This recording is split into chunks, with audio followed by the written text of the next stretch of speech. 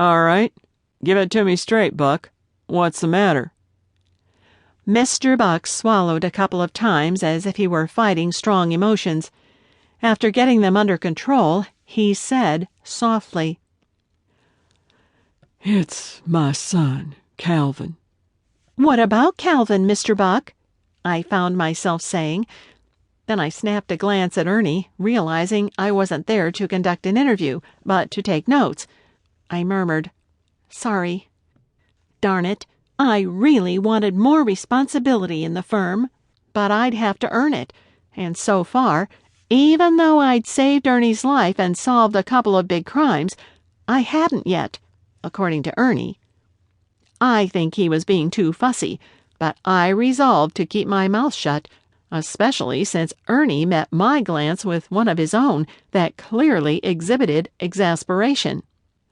So, said Ernie, taking over. What about Calvin, Buck? Mr. Buck swallowed again. He pulled out a handkerchief and wiped his eyes. The police have arrested him for murder. I know, my eyes went round. I didn't drop my pencil, but it was hard to keep my mouth shut. Under the circumstances, I'm sure you can hardly blame me. Ernie, cool as the proverbial cucumber, said, Who's he accused of killing?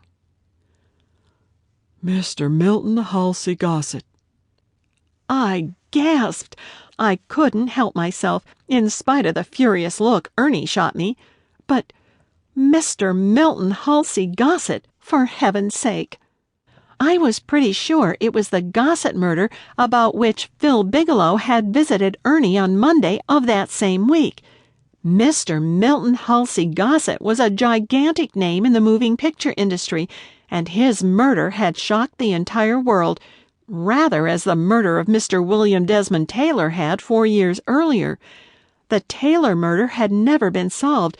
It was the lousy job the L.A. Police Department had done on that particular case, in fact, that had made Ernie so disgusted he'd quit the force.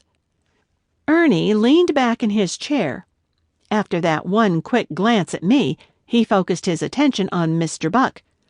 Bending his eyes slightly, he said, What did your son Calvin have to do with Mr. Gossett, if anything, and why do the police suspect him of the killing? Mr. Buck sucked in a deep breath. Calvin worked for Mr. Gossett as a houseboy. He's a student, but he needs to earn money for his books and stuff.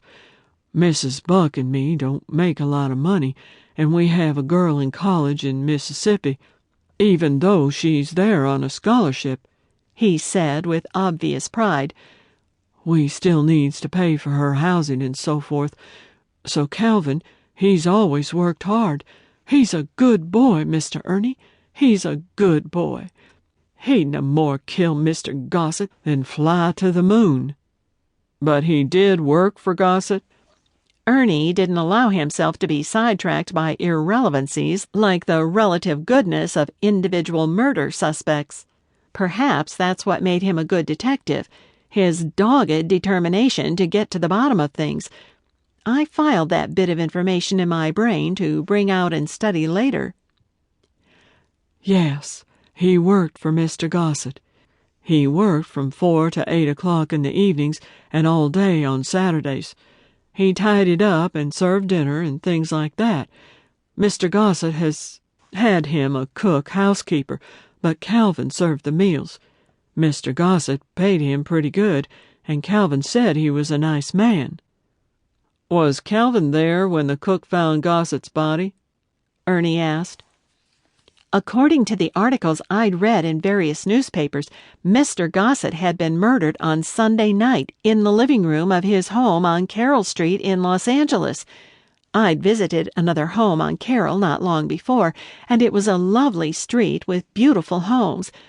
The articles didn't mention a time of death, but they did say the cook housekeeper who discovered the body when she went to work on Monday, about midday, was hysterical when she ran screaming from the house. Mr. Gossett had been shot at point-blank range, much as Mr. Taylor had been.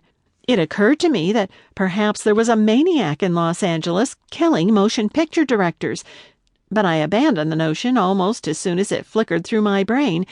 It seemed highly unlikely that a homicidal maniac would wait 4 years between murders, if you know what I mean.